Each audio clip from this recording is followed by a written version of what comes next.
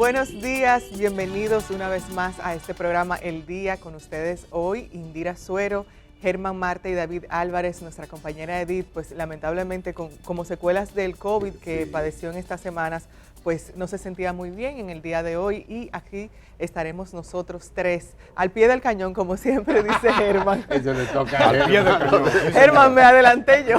Aprobado. Pero estamos aquí como siempre dispuestos a pasar con ustedes 2 horas de puro análisis y también informaciones pertinentes sobre lo que es el acontecer nacional e internacional. Saludos Germán, saludos David.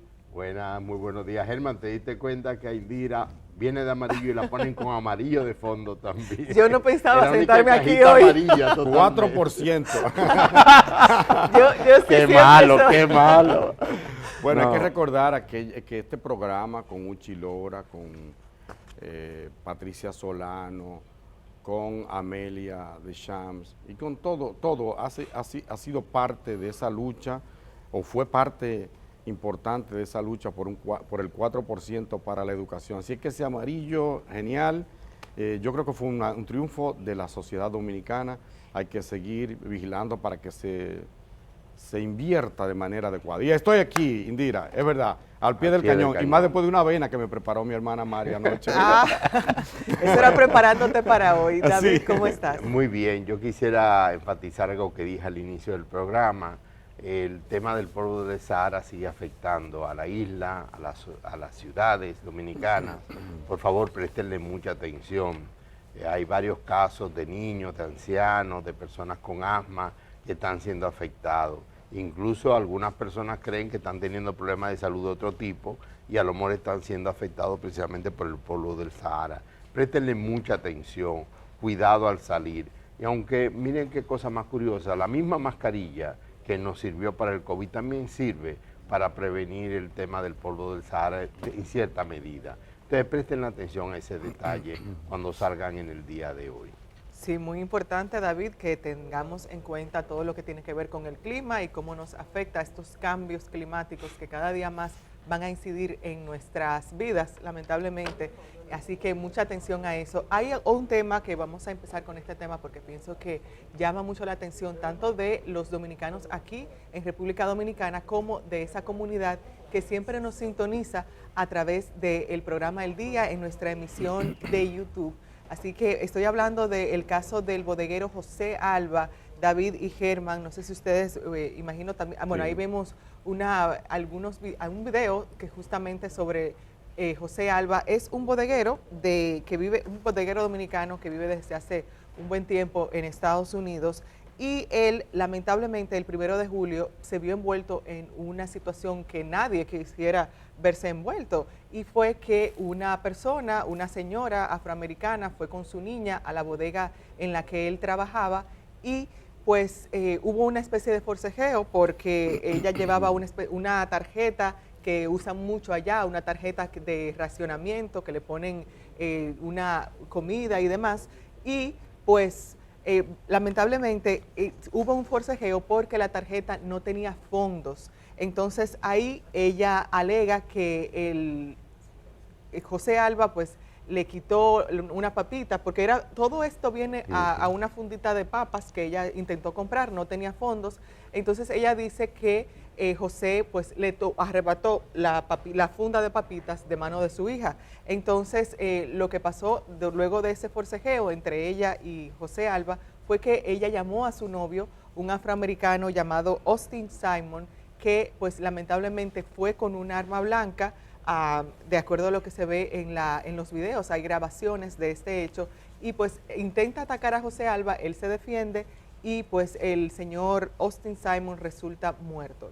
Él pues lamentablemente asesinó a este señor. Pero lo hizo en defensa propia. Está clarísimo, discúlpame Indira, está clarísimo que Alba, nuestro compatriota, actuó en defensa propia o ante un ataque de este señor mucho más joven y corpulento que él, que va en su bodega, entra a la bodega y le agrede. La comunidad dominicana, los bodegueros en general del área protestaron frente a la fiscalía pidiendo que se retiraran los cargos contra este trabajador, este bodeguero, y efectivamente ayer se anunció que fueron retirados los cargos. Él estaba en prisión en domiciliaria, condicional, tenía una libertad condicional, pero ya le han retirado los cargos, pues está clarísimo que fue en defensa propia. Es una lección, digo yo de alguna manera, y pido a la gente que tiene que tiene parientes o amigos allá, que piensen en este caso. Es uno de los peligros, es una de las situaciones desagradables en la que se ven los emigrantes, en este caso, los emigrantes dominicanos que van a fajarse allá, señora, guayar la yuca, enfrentarse a cualquier tipo de peligro, no solo también con las dificultades con el clima, el frío y todo aquello, sino también a trabajar de sol a sol y enfrentar situaciones lamentables como esta. Uno no quisiera verlo, pero bueno, creo que fue justo esa decisión.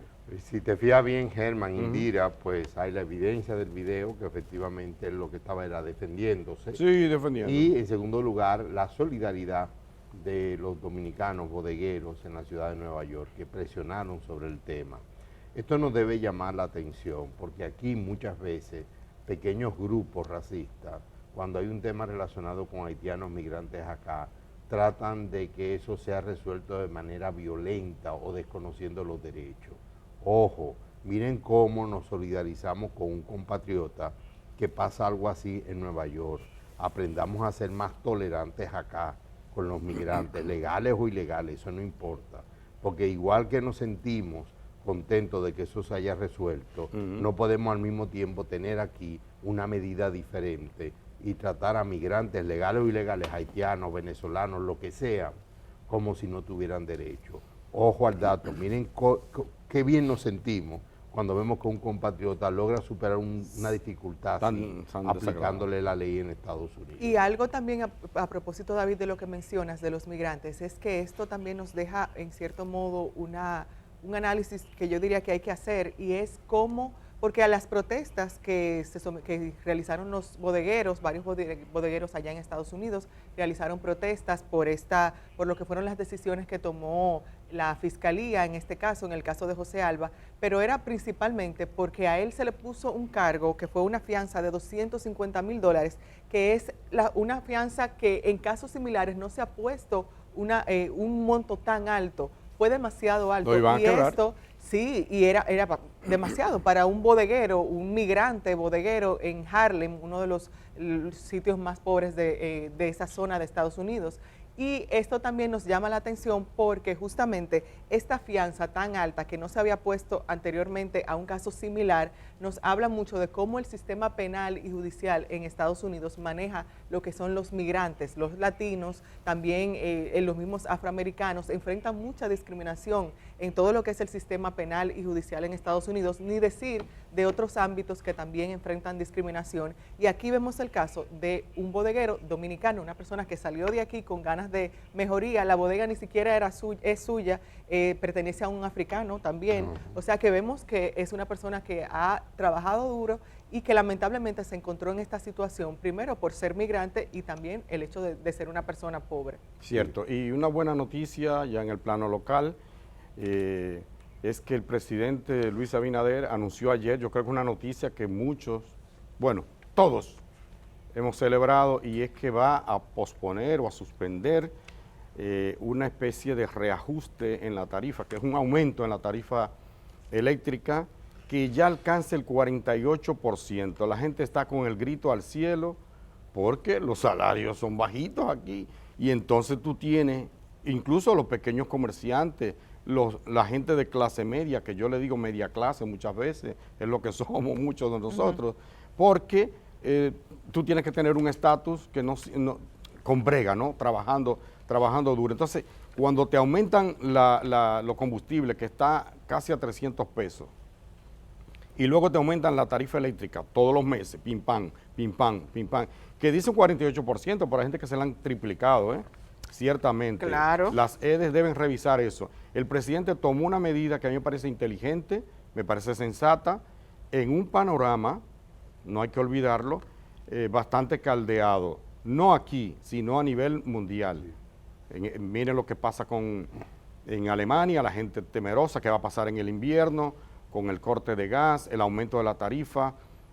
una inflación en España de casi 10%, en Estados Unidos 9.1%, 18 días de huelga de las naciones indígenas en Ecuador, que terminó con un acuerdo con el presidente, y una de las demandas fundamentales era la rebaja de los combustibles, se logró, y la rebaja de la tarifa eléctrica, que también es acuciante allá en Ecuador.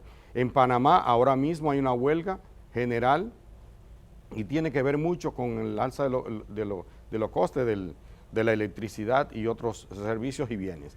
Entonces, esa medida que viene a sumarse a un subsidio que el gobierno viene haciendo desde marzo para acá con los combustibles. Recuerden que el gobierno se comprometió a no aumentar el precio de los combustibles, gasolina, gasoil y el GLP, siempre y cuando el precio del petróleo se lo iba a congelar, si el costo del barril de petróleo estaba en el rango del $85 y los 115 como máximo. Entonces, hasta ahora ha cumplido eso, ahora toma esta medida que a mí me parece bien. Con los combustibles yo pienso que no es ningún regalo, porque no olvidemos, y no es una decisión de este gobierno, es una ley vieja, de la ley de hidrocarburos, que tiene un impuesto. Por cada galón de gasolina que usted eche, usted paga más de 100 pesos de combustible. Bueno, ahora no sería sensato pedir que lo eliminen, pero el gobierno de alguna manera no es que está regalándonos nada, está dejando de ganarse parte de esos 100 pesos, más de 100 pesos que se cobra de impuestos en los combustibles, y me parece también muy sensato y debe mantenerse así, a ver cómo puede paliarse ese efecto en la economía, que no es solo local, sino global, fruto primero de la pandemia, de los temas de los atascos en el canal de Suez, retraso, ¿verdad?, en los suministros, en la cadena de suministro, y agravado todo este panorama, señores, de la crisis del capitalismo mundial por la guerra de Putin, que no es socialista, que no es comunista como algunos creen, ese es más capitalista que lo de aquí, es más capitalista que Donald Trump, y entonces la invasión abusiva contra Ucrania, todo eso ha agravado los precios, los commodities en general. Entonces fue una buena decisión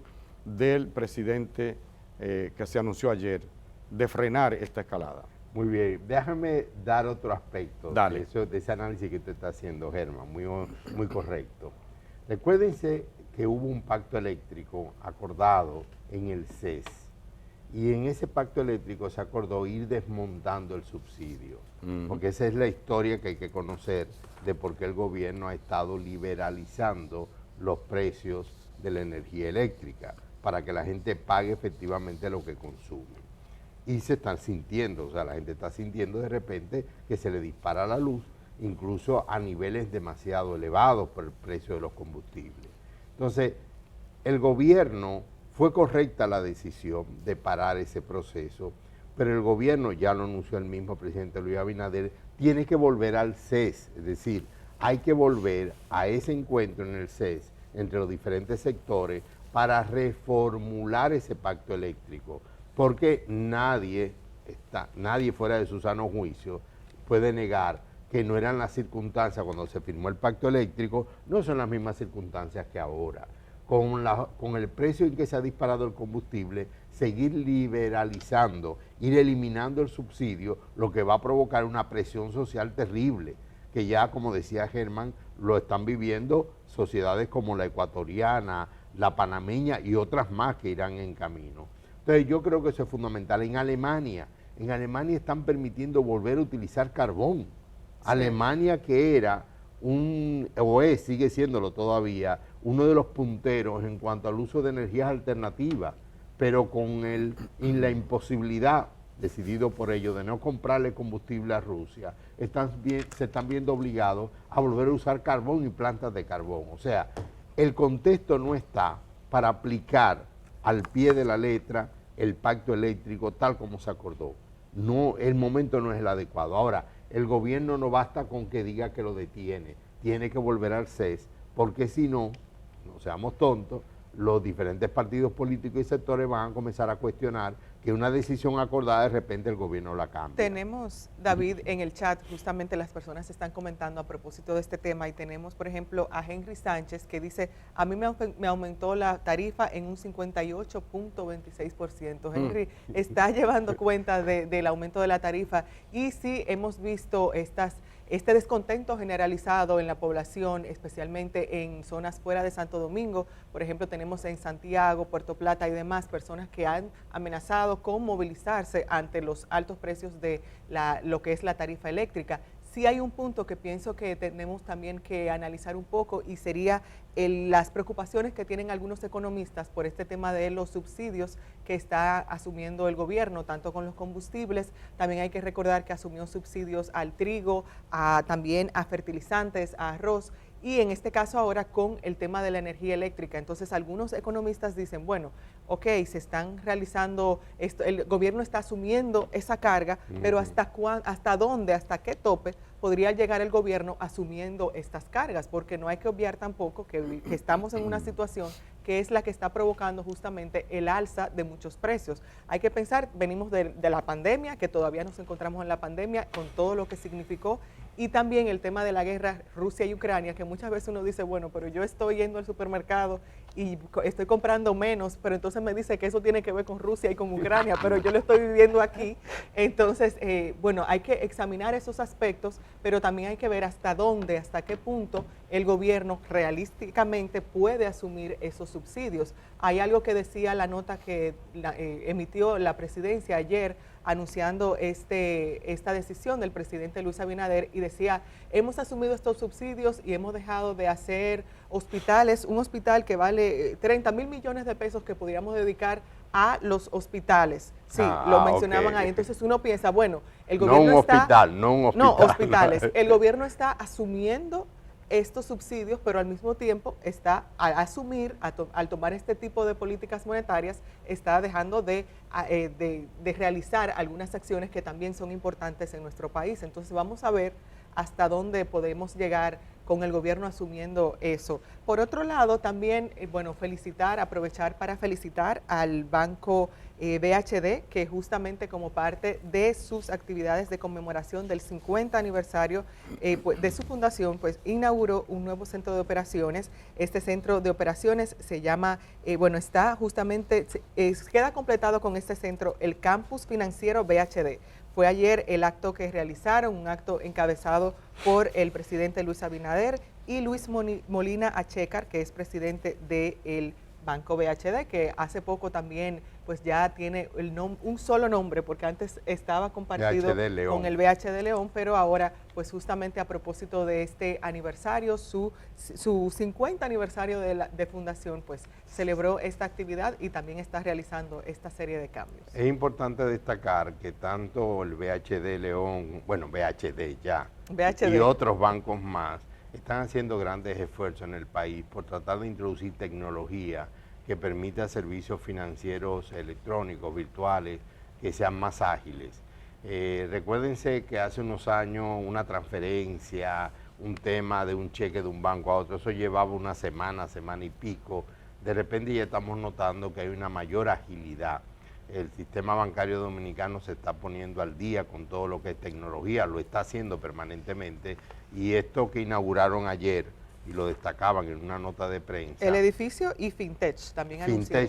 Fintech es todo un proceso tecnológico aplicado a negocios financieros para hacerlos más ágiles, más rápidos, incluso que el cliente pueda atender esos servicios desde cualquier lugar. Lo que estamos ya acostumbrándonos, de que de repente desde tu celular, Indira, tú puedes manejar tu cuenta de banco, transferir dinero, pagar un servicio, lo único que eso cada vez en mayores niveles, con mayores volúmenes, con los controles debidos, porque el que se haga tecnológicamente hablando a nivel virtual no debe de impedir que sigan los controles adecuados cuando estamos hablando de manejo de recursos financieros.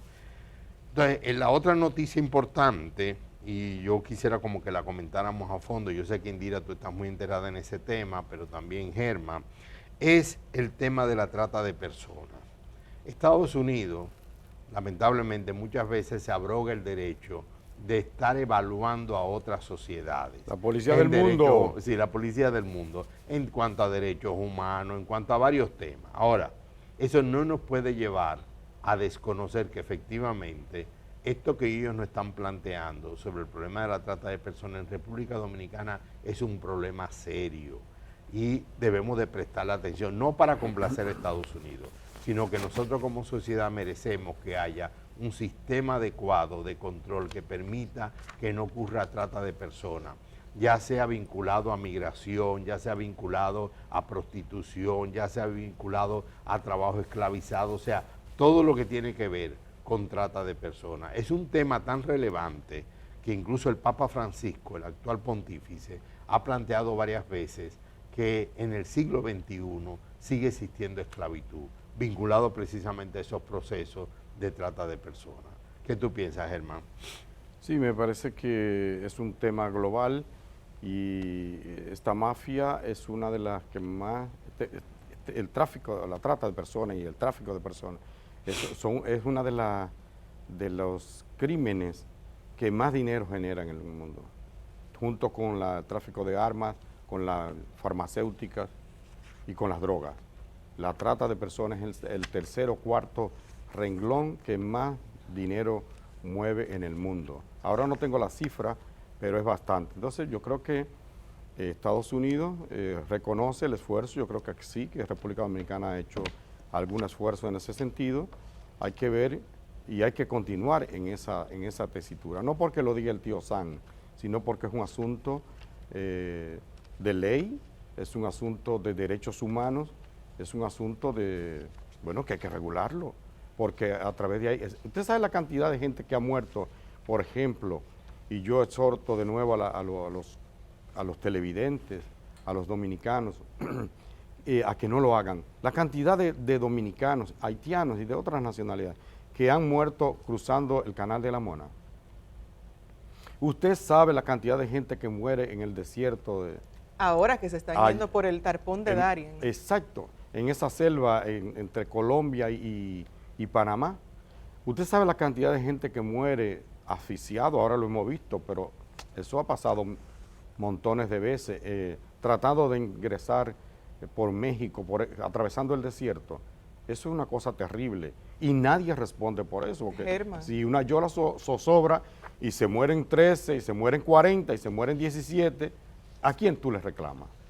sí, bueno, ayer estuvimos viendo a propósito de este tema, Germán, que fue un informe que lanzó Estados Unidos, el informe sobre la trata de personas 2022. Ellos tenían ayer una transmisión en vivo con el secretario de Estado, Anthony Blinken, y en este informe pues se trata el tema de varios países, no Regional, solamente sí. República Dominicana, es un informe regional, pero en lo que compete a nosotros, en el caso de República Dominicana, el informe tiene varios puntos que pienso yo que son importantes analizar. El primero es que habla sobre la situación de los migrantes haitianos aquí en el país, se refiere al caso de las embarazadas, al caso de los migrantes que vienen y que son objeto en algunas ocasiones de discriminación, y también trata un tema muy importante que me toca muy de cerca porque lo he trabajado bastante, que es el de los cañeros que exigen sus pensiones. Yo pienso que lamentablemente nos hemos acostumbrado a ver ese grupo de ancianos enfrente del Palacio o frente al Congreso Nacional realizando pidiendo sus pensiones,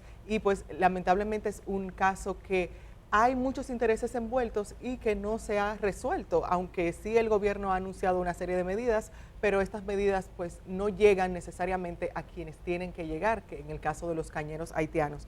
Y también se trata este informe con lo que tiene que ver con República Dominicana, con lo que es la apatridia, es decir, todos esos jóvenes que están aquí en República Dominicana, descendientes de haitianos que vinieron ya sea en su mayoría para cortar caña, porque en realidad este caso se ve mucho en los bateyes, y que ahora mismo el Estado dominicano pues les dice no, ustedes no son dominicanos, no tienen ese derecho a la nacionalidad. Por otro lado también este informe trata sobre lo que es la las víctimas de tráfico sexual, específicamente los menores de edad que son víctimas de tráfico sexual. Aquí hay varias provincias, está por ejemplo, mencionaban el tema de Boca Chica, el municipio de Boca Chica, también se menciona mucho Sosúa. Lo que pasa en Sosúa, lugares turísticos, que es un secreto a voces, lo que pasa en estas zonas turísticas con el tema del tráfico sexual, y pues justamente este informe hace referencia a todo lo que tiene que ver con lo que está pasando en República Dominicana con las víctimas de tráfico sexual. Yo siempre he dicho antes de irnos a la pausa que si en República Dominicana defendiéramos con tanto patriotismo como lo hacemos con el tema haitiano, lo que es la violencia contra la mujer y también la ley de seguridad social, aquí no hubiera ni mujeres muertas a manos de sus exparejas, ni tampoco estuvieran los pensionados sin seguro de salud y con pensiones pírricas. Así que vamos ahora a una pausa. A continuación vamos a ir a descansar por una semana porque lo dijiste todo. Vamos a la pausa. Vamos a una pausa y a continuación vamos a estar con José Horacio Rodríguez, que nos va a hablar sobre la ley de extinción de dominio. El día camina contigo allá donde vayas. Cuando salgas de casa, continúa con nosotros en YouTube. El día, 25 años de buen periodismo.